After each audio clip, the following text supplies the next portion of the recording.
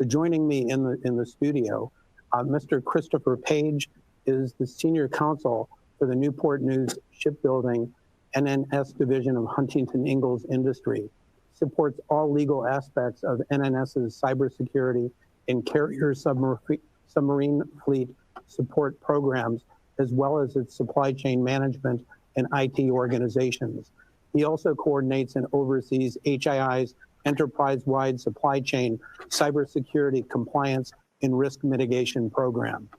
Our next two panelists had planned to be here with us today, but were held up in a meeting at the Pentagon and are joining us remotely by telephone.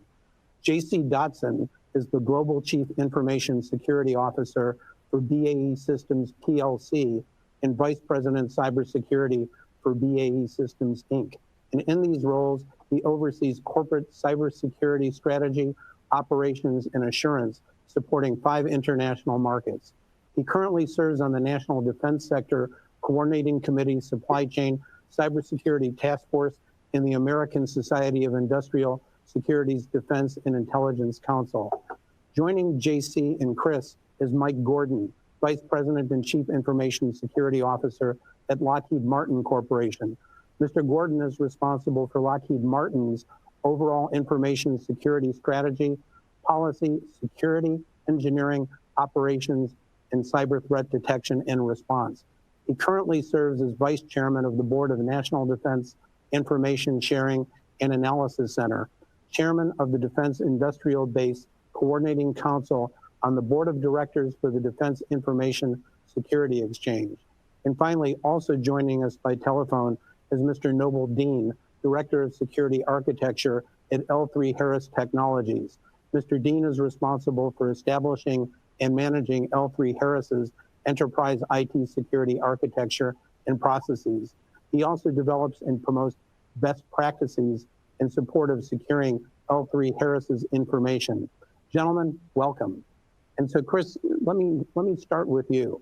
Let me ask, what are the primes doing to address appropriate identification and marketing of covered defense information, CDI, and controlled unclassified information, CUI?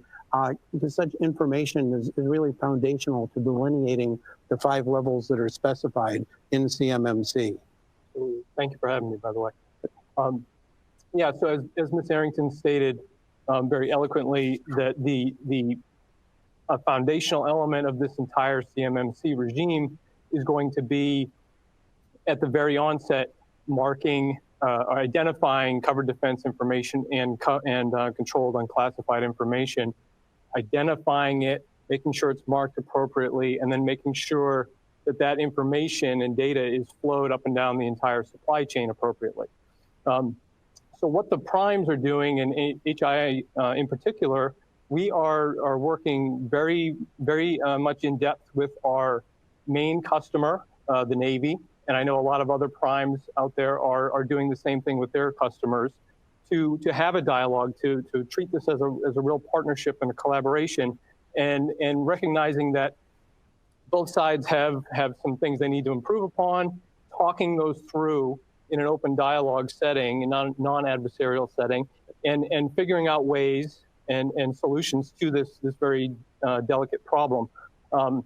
Whether it is the government end, the DoD end, doing a better job of identifying the CDI and CUI in the prime contracts as they're supposed to through the seed rules, and whether it's the prime contractors making sure that that information is appropriately marked when prime contractors create their own CDI or CUI, making sure that is appropriately marked in accordance with the requirements, and then importantly to the CMMC, making sure all that again is flowed down appropriately up and down the supply chain. So it's a continuous kind of do loop that we all need to be engaged on, from the very highest levels in the DoD and the Navy and the Army, Air Force, whatever it may be, to the primes, and then all the way up and down the supply chain. Sure. And certainly important. I know, people ask us a lot, what is CUI, or whether something is specifically CUI or not CUI, and being able to help them understand what is and what isn't is certainly going to be an important step moving forward with CMMC. So let me address the next question to Mike Gordon. and to ask Mike, how closely are the primes working together on CMMC and the broader issue of supply chain cybersecurity? So do we have Mike on the line with us? Me? There we go. Mike, are you with us? Yeah. Hi, Stuart. Can you hear me? We can hear you fine. Thank you. And did you hear the question? Yes, I did. Thank you. So Stuart, we've been working together as an industry focused on cybersecurity awareness and threats and information sharing for almost 15 years now.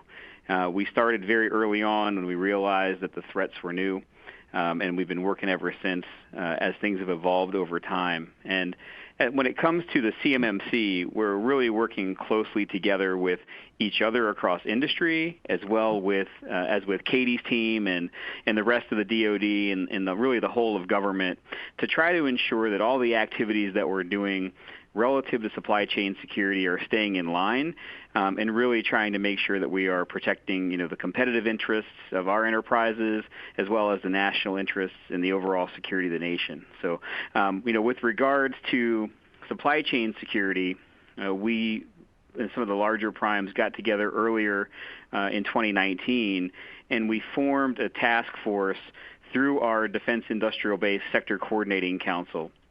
And the Sector Council is open to any members of our industry to participate in.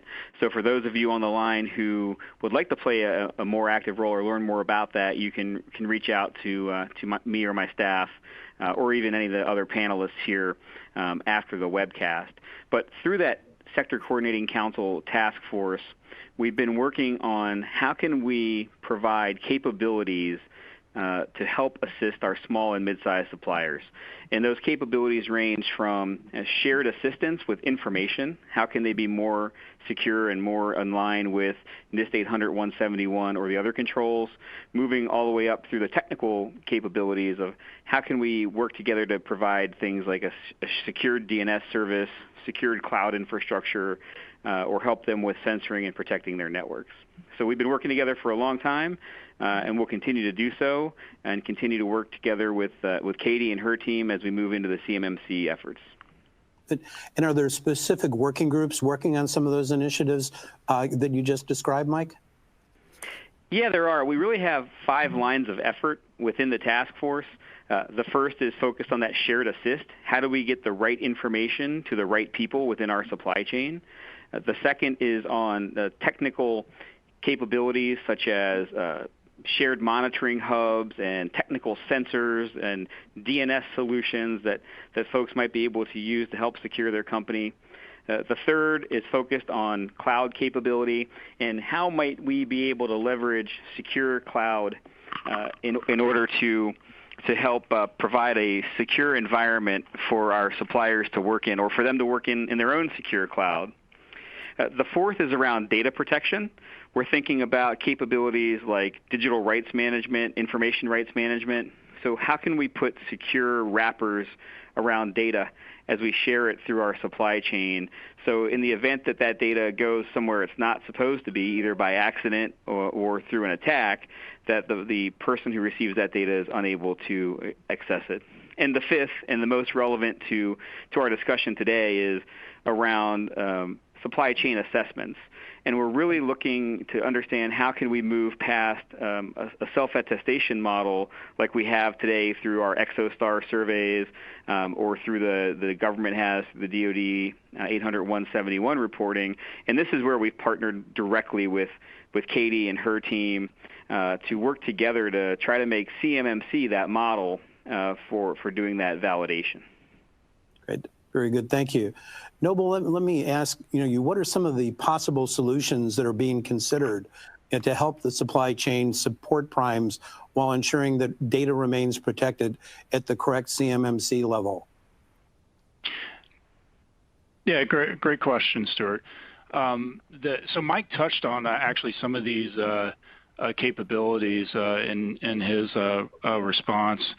So some of the things we've been looking at are firstly just putting together packages and working through our supply chain organization to help inform our partners and make sure that they're aware of this effort and get them up to speed and make sure that our key partners that are going to be part of any programs that are going to be kind of initially teed up for these requirements can get the certification and get lined up and get any assistance they need as part of that effort.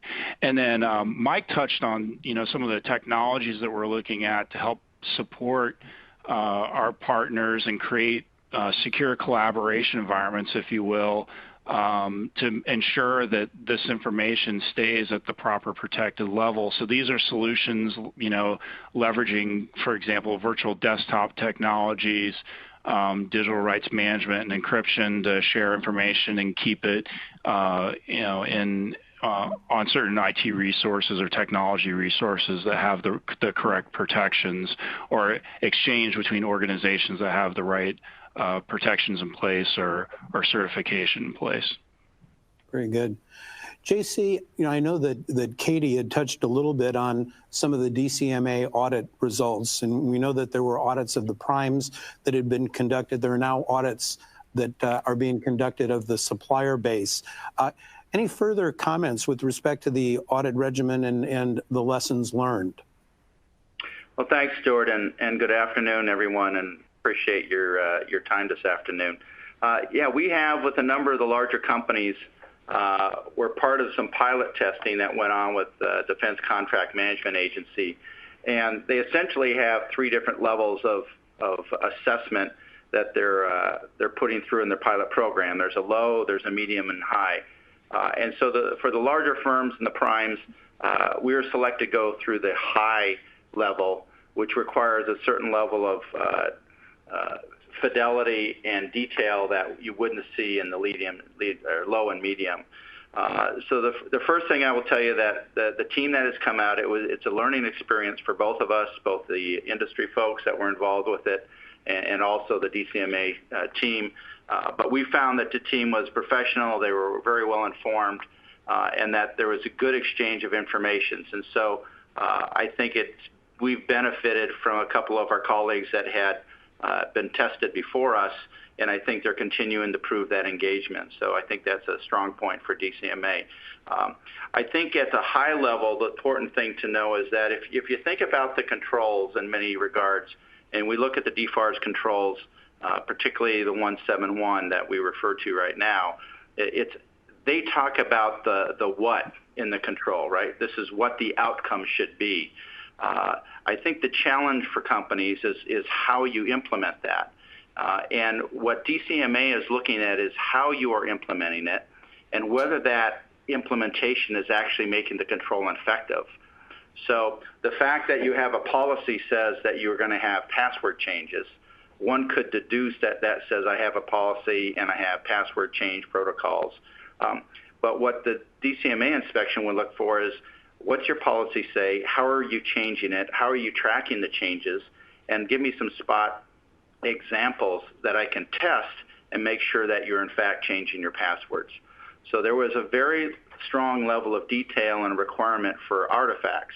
And what they're really looking for is effectiveness in the control, not just the fact that you've implemented it. I think the other key learning for all of us was that this is a significant effort, certainly at the high level. It took a lot of prior preparation. It took time and money to get ready for it. It's not a surprise. We had anywhere from, I want to say, 60 to 90 days to prepare. But it was a significant effort pulling the material together so that when the team was on site, you could move through that fairly rapidly, particularly for very large networks and enterprises like some of the larger companies. The other thing is that you need to dry run it. If this is the first time that you're assessing yourself against what those criteria are, you do not want to be surprised by DCMA. If you have shortfalls, that's part of the discussions when they arrive. You lay those shortfalls out, you put them on the table, and then you move on and go through the process. If you're not prepared and you have some problems, they have the right and they have the responsibility to dig much deeper, and they will. And so I think prior preparation is critically important. And I think the final thing that I'd offer is that this is an important element of future competitiveness. And if the leadership in your company sees this as a one-off tasking, or they see this as something for the IT department to take care of, that is a bad view of the assessment. This is a corporate review. It affects the competitiveness, and it sets a standard and a rating against your company that is retained by DCMA. And so I would offer that this is a corporate business issue. This is not an IT issue. It's about the risk of the company and the enterprise, and it's a statement of the level of trust that we have with between the supplier and the contracting agency. So overall, it's going to continue to improve. We will see it continue to broaden its engagement throughout the supply chain, but be ready for it, embrace it, learn from it, and get on a cycle of improvement from it. And I think it's kind of consistent with the adage that compliance is not security, and developing a security conscience is really what needs to be required within organizations, to stop thinking about checking the box and truly thinking about what's necessary to be secure and to protect your own assets as well as the assets that you hold of others. JC, let me ask you, and I think others perhaps to weigh in on the next question. A lot of talk about the involvement that prime contractors have had as CMMC has been developed, providing input to the process and ensuring that feedback as things have been developed has been coming from the primes. But what can suppliers be doing to see that that their feedback and concerns, which may be very different, are heard as these new standards and regulations are being set? Yeah, I guess I'll address real quickly and let the other our colleagues join in as well. I think the first thing is be prepared to work with whoever your upper tier provider is, whether it's a prime or whether it's another company. But whoever is flowing down those contracts to you, engage with them. Make sure you have clarity in understanding what those flow down and what those requirements are. So that's a feedback mechanism back up to that industry partner. But other than that, I think the best one that I would offer is the SCC task force. It is as Mike said, it's open to all companies. It has a good mouthpiece in terms of its interface with the government. And I think there's a lot of learning and exchange that goes on. And then finally, I think stay abreast through workshops and industry days. The department has done a pretty darn good job of getting this out to the folks and understanding what it is. Now, of course, the devil is always in the details, but take advantage of things such as today's talk and then provide feedback during those sessions. But again, if I was a company and a small company that was sitting out there, and I do advise some small companies, it's get involved with your industry partners through your associations and come at it from not just an individual company standpoint, but come at mass, right? The numbers speak, and they're more influential than a single company coming in with a single voice. Understood. Yeah. Hey, JC, this is Mike. I would add to exactly what you said that all of the companies who have an interest in this are most likely members of Defense Industry Association of one form or another, be it AIA, NDIA, National Defense ISAC, and there are many others. And those are and always have been the vehicles for getting that collective voice into the department. And so in addition to all the things that you just laid out, I would really encourage everyone to work closely with your industry associations, get that feedback in, work closely with your primes, and keep on the continuous watch of the CMMC website that's being hosted by the DoD, and keep your eye out for new information coming from your large prime contractors. I think many of us are working hard to try to push out communications to our suppliers through our supply chain organizations to keep you aware of what we know, and to get your voice heard, feed that information back through us, as JC said, or continue to work through those industry associations. And then lastly, Katie and her team have been hosting a series of listening tours and sessions around the country, and that schedule I think is also posted up on their website. It is. Any other comments, Noble or Chris? So let me ask you, Chris, and this is kind of a selfish question, or maybe a question of interest to Exostar and others who are technology providers. But given the changes in the current compliance landscape from 171 171 Bravo to CMMC. How can technology providers like Exostar and others play a role in supporting supply chain cyber risk management?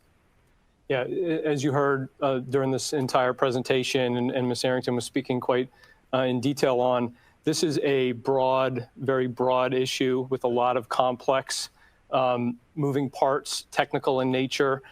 So just as you listen to her speak about, rolling this out over the next 5 years to over 300,000 suppliers, unique entities, the broad scope of this is going to require a real community effort to really work forward and come up with the right types of technological solutions. This isn't going to be a quick, make a spreadsheet of 300,000 suppliers and whether they have or have not or what level they have.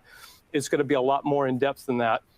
And I know a lot of the primes and even sub-tiers have already been working and talking with various technology providers on different solutions, whether it's a dashboard to help the entire supply chain have real-time visibility into what's going on, who's doing what, where, so you can really identify risks and vulnerabilities. Whether it is just technology associated with the sheer scope of the assessments that are going to take place. I mean, going out and doing the audits and the assessments of these different entities, and where does all that information go? How is it stored? How is it efficiently culled and run back up the chain, so to speak? So I think that's where it's a real sweet spot. There's a lot of good collaboration that we've already seen that's ongoing, and I think it's going to just increase as we move forward and get this thing moving the next 2 to 5 years. Well, and I know today's focus is really on cybersecurity, but when you look at supply chain security, aren't there more dimensions as well that need to be considered? Suppliers on this call or on this webinar are the first to tell you the amount of, if you're looking at this from a supplier's perspective, and we get this all the time as a prime, gosh, you guys just keep heaping more and more regulations and certifications on top of us, whether it's import-export or cyber or human trafficking or conflict minerals. It's the whole gamut of all these different, fairly recent, regulations, certifications that the entire supply base has to work together to come through. So again, that's where the technology comes into play, and having effective, elegant solutions that can kind of give primes and the DoD and even the suppliers themselves better visibility real time to manage all that information. That's where the real rubber meets the road with respect to that. And I think you touched on a key term, visibility. Yes. It's really about visibility down throughout the supply chain, and not just direct suppliers, but ideally being able to have visibility to suppliers. Absolutely. So Mike or JC, did you have something you wanted to add there? Hey, Stuart, it's Mike. I'll just add in, I think that, CMMC is an outcome that we're going to achieve, shortly, next year through the efforts.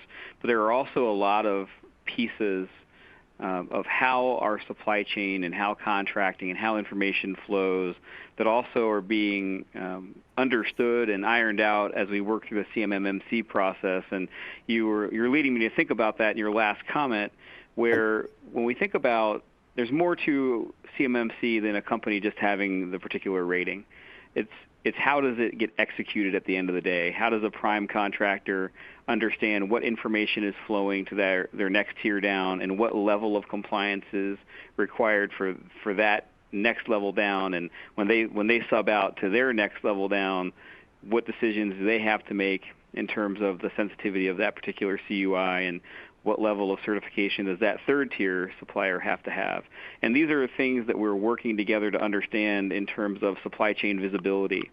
And one of the tight partnerships that we've had over the last couple of years has been with Exostar and Missile Defense Agency to try to prototype some of those processes. How can we work together to give the government agencies, the DoD entities, the ability to understand what particular data is flowing down through the supply chain, and how far is it going, and what level of sensitivity is it as it's moving down? And those are really important processes that we have to work in parallel to the actual CMMC development and certification. Understood. Yeah, Yeah, and to piggyback on Mike, that process piece, we focus a lot on technology, and a lot of these are technology controls, but there's a number of procedural controls that come through this as well. But at the company level, whether we're big, medium, super huge, whatever you want to call it, this CMMC and this risk mitigation effort by the department and the defense industrial base, this is a joint effort. This is something we all have to do. It will change the way we work.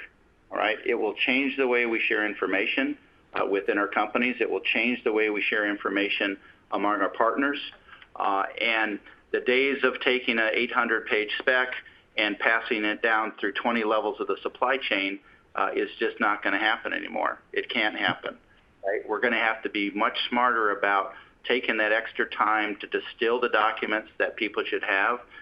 We need to do a better view, in my personal opinion, of the need to know principles, even though it's unclassified, and we need to take those to heart, and those need to be culture changes. So I view the CMMC and I view this joint effort is really ultimately a culture change in how we do business in the industrial base.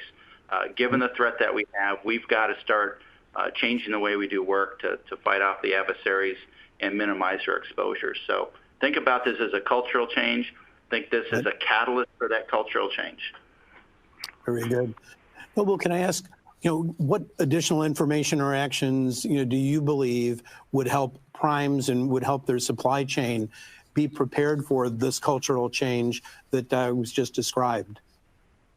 Yeah, and I think, Katie touched on it in her talk a little bit, and, Mike's touched on it as well in some of his responses. But, I can't stress enough to really, frequently check that CMMC website for the updates to the new requirements that should be coming out in early November. That's something I'm watching closely to get a good idea of how the requirements evolve from the version that's currently published. And also, again, stay in close contact with your primes and your industry partnerships to understand, which contracts or programs are going to be the initial efforts that are going to have these requirements leveled on them to understand if those are work efforts that you'll be a part of and we'll need to prioritize getting the certifications. I think those are kind of the critical items and key information that you want to stay on top of as this moves forward. Good. I might just add, JC here, that one of the other things that we have to consider is how we start our teaming arrangements and how we develop our partnerships going into bids as well. So we're talking about the contract flow down. We talk about executing on that. I would offer that we have to also start considering what's the security posture going to be of our partners. And that starts during RFIs, RFPs, industry days.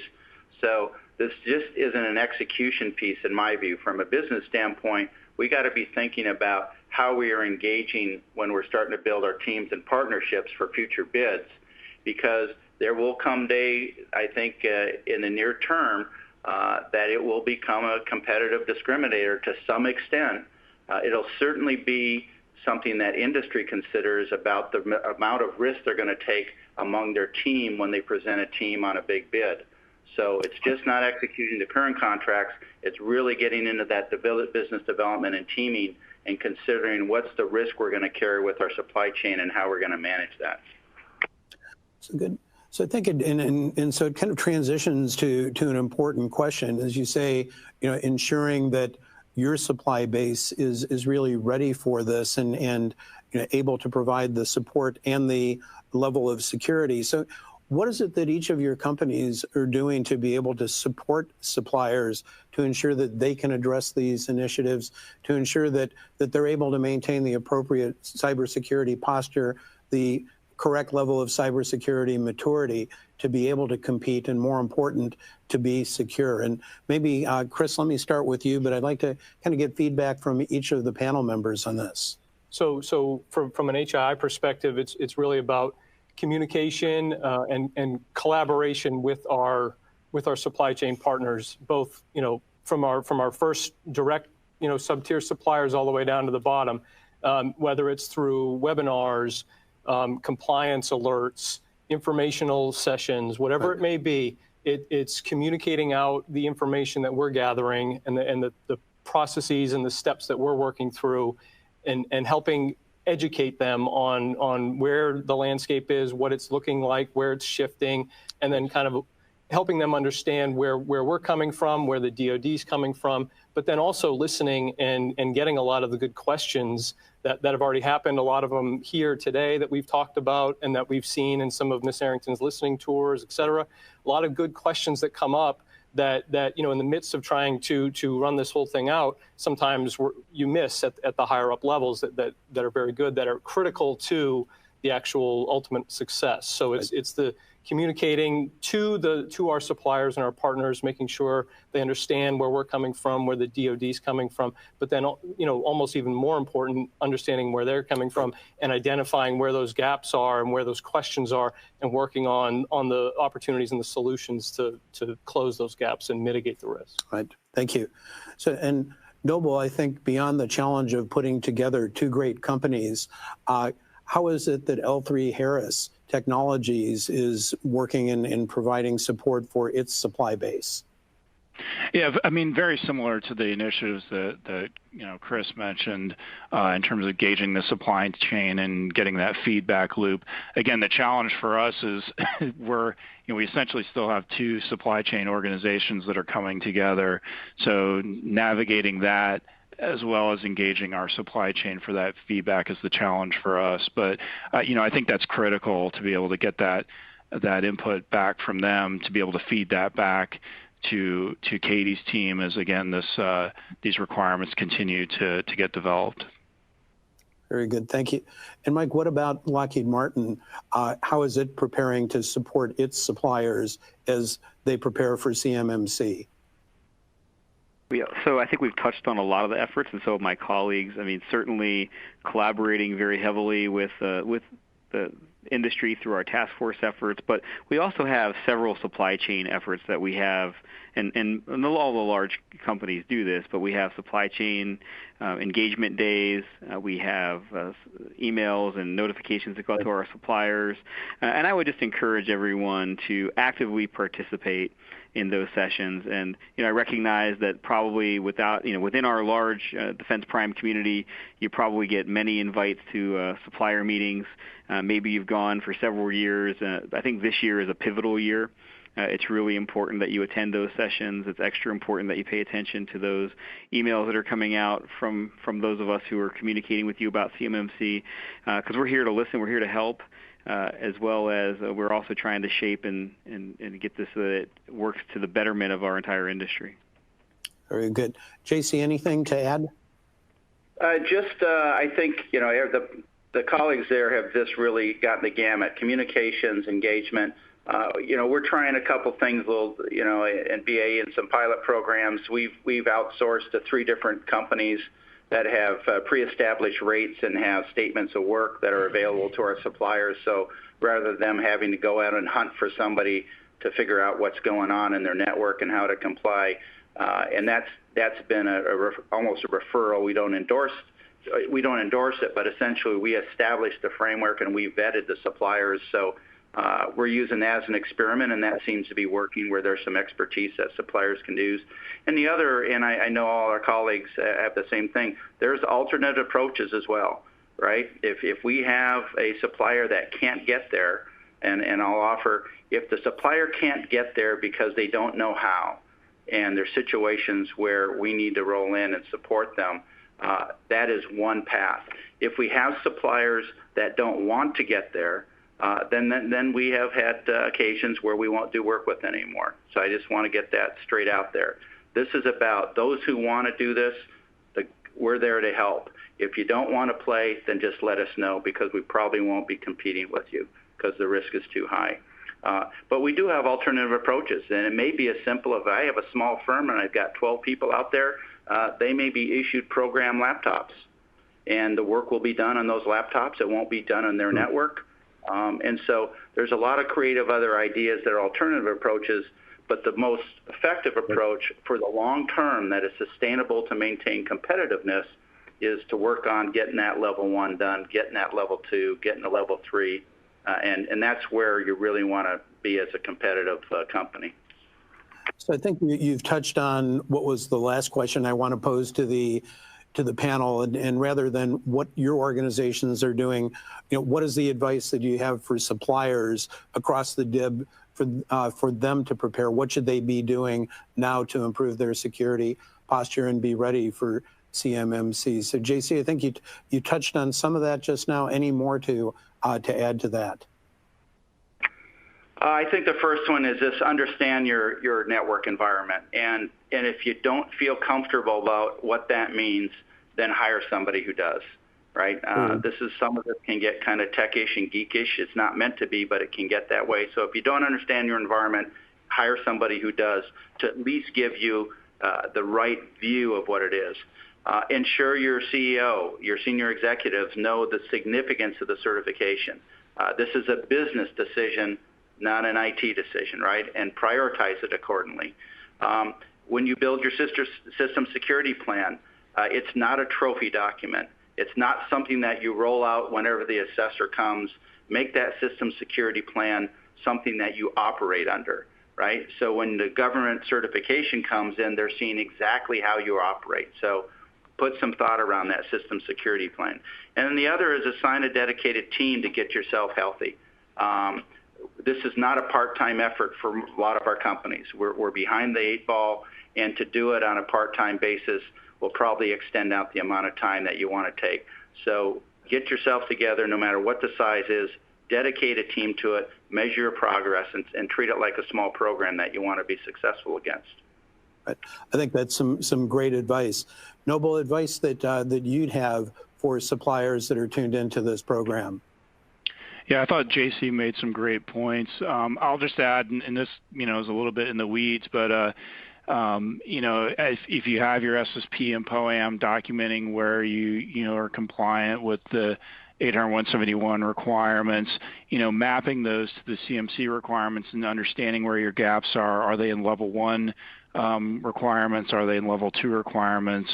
To give you yourself an idea of where you need to make improvements to get to those level 1 and level 2, level 3 maturity levels, I think be good. Again, I'd probably wait till the next set of the .6 requirements come out, but we've already started doing that in our environment to give us a good idea of kind of where any gaps are. Very good. Chris, anything that you would add, advice that you'd have for suppliers in preparing? Sure. Just taking a little bit different tact and kind of looking at this, a little broader, stepping into the shoes of a supplier right now. Perhaps this is their first time, engaged in this very important topic. Take a step back. I agree with my colleagues. Probably wait till the .6 version comes out. But then, if I'm a supplier, I want to look at my portfolio. I want to look at my purchase orders, my future work, my current work, my future work. You heard Ms. Arrington talking about, when is it going to be recompeted? It's not everything right away. That's not a light switch situation where they're just turning it right on and poof, everything applies. So my first step as a supplier would be to figure out what my universe look like in terms of compliance time frame. And then the next step would be, what does it look like for me, where am I likely going to fit in on that 1 to 5 scale? I think from there, then you start getting into the, looking at your SSP and POAM and comparing it and looking at the gaps versus the .6 requirements. So it's a process-oriented, analysis in that fashion. Great advice. And Mike, I'll give you the last word. Well, thank you very much. I'll piggyback on what JC and Chris said. One of their points is this is very much a business process change. And I think if we think about this as an IT situation or a cybersecurity effort, then we're missing some of the more important parts of this aspect. So I think all of the companies who are involved in the DoD business space really need to make sure that their business leaders understand that these changes are coming, how they could potentially impact their business. What level of investment of time and effort does the company want to put into achieving what particular level of compliance? The second point I'll make, because I don't think my colleagues did, but maybe earlier, is obviously use NIST 800-171 as the baseline. While the CMMC has not been released yet, it's fairly certain that level 1, 2, and 3 will be based on that NIST 800-171A, which is already the requirement through the Cyber DFARS clause and the 7012 clause anyway. So make sure that you're working hard to achieve compliance to that. And I'd also say that a good thing to do is, since we are here talking through Exostar, and that means that most of the folks who are listening are engaged in our activities probably through Exostar, be sure that you're updating your self-assessments in the Exostar Partner Information Manager tool. As you are raising the bar on your corporation's security, give yourself credit in those self-assessments that you're doing that your large prime contractors are seeing. And finally, I would just add that not every DoD contract prime is a huge corporation. There are many of you on the phone, mid and small size companies who also serve in prime roles to various degrees. And I would encourage you to do as we're doing today and reach down to your suppliers and make sure that they know this is coming. Very good. Thank you. And so we've received a large number of questions from those of you that are tuned in, questions for Ms. Arrington, questions for the panel. And as I mentioned at the opening, that we're going to be preparing a summary of all of the questions that we received, and somebody pointed out also the answers, which will be distributed to all of the attendees next week via email. So with that, I want to thank our speaker, Ms. Katie Arrington, again.